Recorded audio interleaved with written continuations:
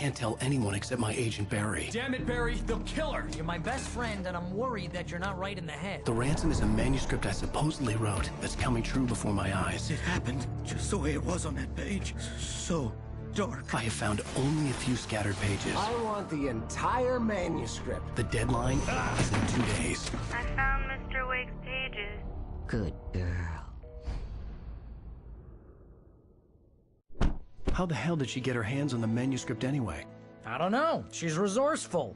I told you you were too hard on her. Listen, I found out all sorts of interesting stuff while I was digging around. Yeah. Mr. Wake, it's Sheriff Breaker. We have an FBI agent here, Agent Nightingale. FBI? He's anxious to see you. You'd better come to the station.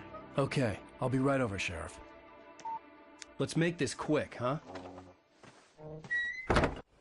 Help you folks? Name's Randolph. I'm the manager. We're looking for Rose. Works as a waitress down at the diner. Rose, sure. Nice girl. Who wants to know? I'm Alan Wake. The writer, huh? I heard on the radio you were visiting. Well, I'll show you her trail. That Rose, she's a nice girl. Always pays her rent on time. As I was saying, Al, I found all sorts of weird stuff from the local newspaper's archives. This place is crazy. Disappearances, mysterious deaths, urban legends come true, and, get this, most of this stuff takes place around Cauldron Lake. Well, you ain't wrong, mister. The Indians thought the lake was a doorway to the underworld. I'm the God-fearing type myself. I don't hold with that sort of thing. Yeah, okay. Anyway, there was an island there owned by a guy called Thomas Zane. Now, some of the articles I found about him make him out to be a famous writer. When I ran a bunch of searches, couldn't find a single thing he wrote. Zane was heavily into diving, so much so that the place came to be called Diver's Isle. But the volcano under the lake erupted in 1970, and Zane went down with the island.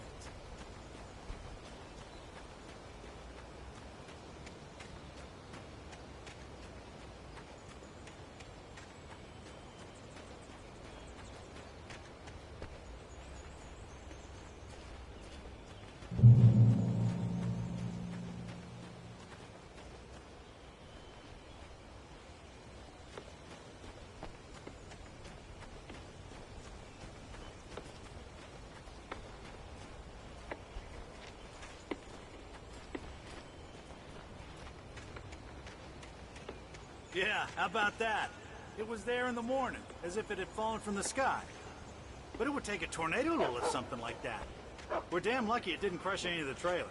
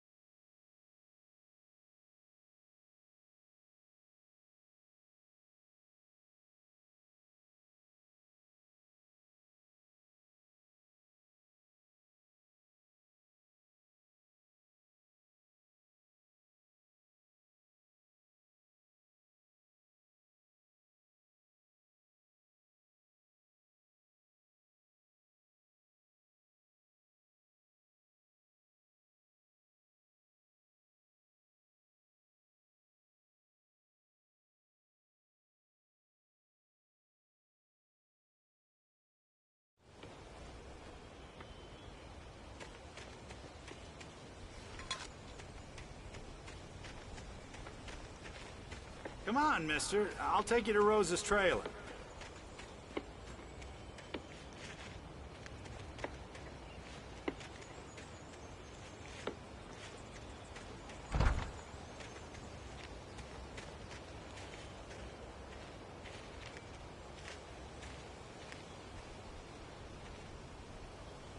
It gets better. A local girl, Barbara Jagger, drowned in Cauldron Lake just a week earlier. They were lovers. Sure, Jagger's a local spook store. The Scratching Hag. Comes for you in the dark. Childish stuff like that. Anyway, Al, I'm just getting to the best part. All of the articles about this stuff were written by Cynthia Weaver. I asked around, and she's that crazy bag lady you met. What, the lamp lady? She can be a little loopy, but she's not homeless or anything. Yeah, anyway, she knew both Jagger and Zane before they both died, and she had some kind of a breakdown.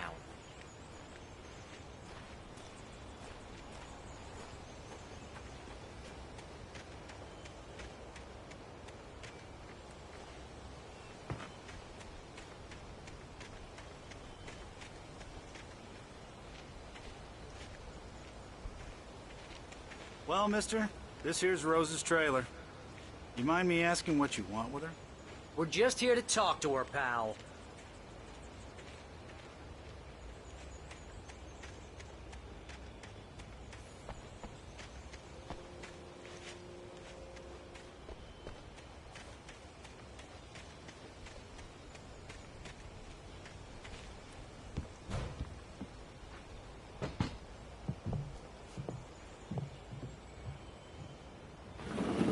Welcome oh dear, Mr. Wake. I'm so glad you're here. Rose, you have my manuscript? Oh yes. Yes. Please, come in. Hey, this is really good. Rose, Yes, my manuscript. I really need it. I understand. I know what you need. A muse to inspire you. Oh, for Barry? She doesn't have anything. Yeah, hey, Al? Al, what's... Oh... Barry! What? What?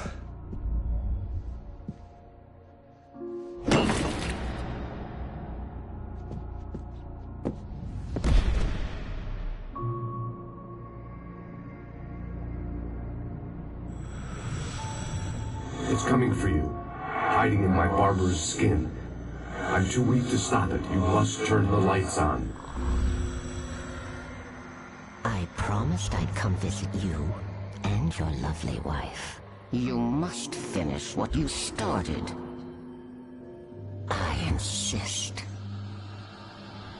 You must turn the lights on. Turn the light on. Back to work, boy.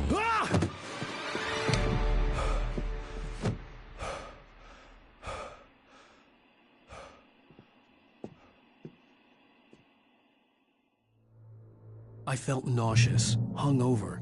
Only anger kept me going. I can't tell reality from dream anymore, but it seems I have an imaginary editor to help me. She's an old woman in a funeral dress. I call her Barbara Jagger. She's very strict. I'm writing faster and faster. My manuscript is being heavily revised. The edits are getting very aggressive, and each day there's less of me and more of her. I hate it, but I know she's right. She promises me I can save Alice this way. She knows more of this than I do. About the complex incantation I'm attempting. About this place. She's worked with another writer under similar circumstances, Thomas Zane. The genre of the story seems to be shifting. It's turning into a horror story. I'm getting close. I can feel it.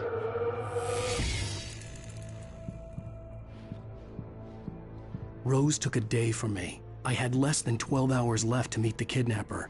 All I could do was get Barry into the car, work something out once I got on the road.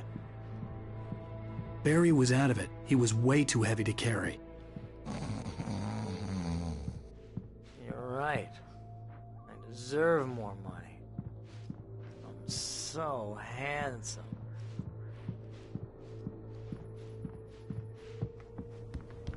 My gun and flashlight were gone. I'd have to find a way to get Barry into the car as quickly as possible. There was no time to waste. Mr. Randolph liked Rose. That little smile she had. How she was still sweet when life had tried so hard to make her bitter. It wasn't any of his business what she did in her trailer. But those strangers, the writer and his smart-ass sidekick, looked like trouble. And they'd been in there for hours, way past her normal bedtime. He reached for the phone and called the sheriff's station.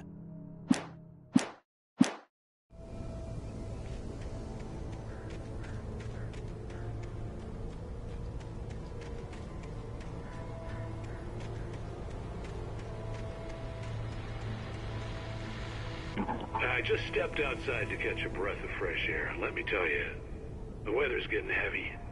Nights like this make me especially glad I'm here talking to you and not home in bed. Once the weather takes a turn like this, I can't sleep at all. It's all tangled bed sheets and dark thoughts, punctuated by the occasional plunge into nightmare. Is it just me? Well, perhaps it is. But I hope I can make the night a little bit easier to get through. Caller, you're on KBF FM. Hey, Pat, it's Walt Snyder. What's on your mind, Walt? Well, I am the way you are, but, well, I can't sleep either, you know? I just been staring out the window here, trying to make sense of it all, but, I ain't been drinking either, you know? I just... Well, you sound like a man with a problem, Walt. I had argument with Danny.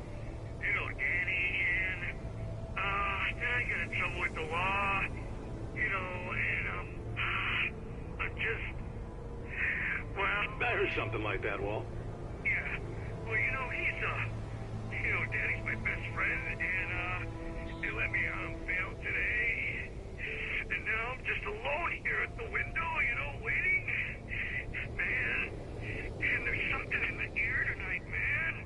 I was just outside looking up at the sky above our broadcast tower thinking the same thing. What are you waiting for, Walt? I don't know. You know, something's gonna happen. You know, I think I better go. Well, Walt, maybe... No, thanks, Pat. Well, good luck to you, Walt. Hang in there. Let's take a little break, folks. This weather's really something else, huh? How can I be sure?